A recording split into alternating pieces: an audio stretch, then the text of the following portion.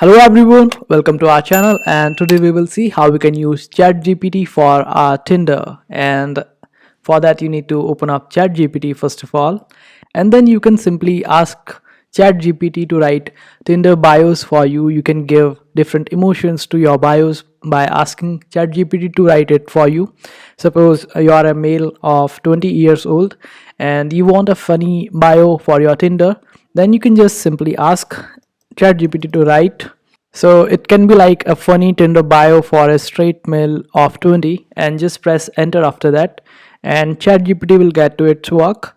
And it has written that just your friendly neighborhood guy looking for someone to share my love of guac, memes, and going on adventures. Bonus point if you can teach me how to do floss dance. And this way you can just copy it and paste it on your Tinder. And if you don't like the response, then you can always click on regenerate response. And this is how you work around with ChatGPT. I hope this video was helpful. Make sure to hit that like button and also subscribe to our channel for more helpful videos.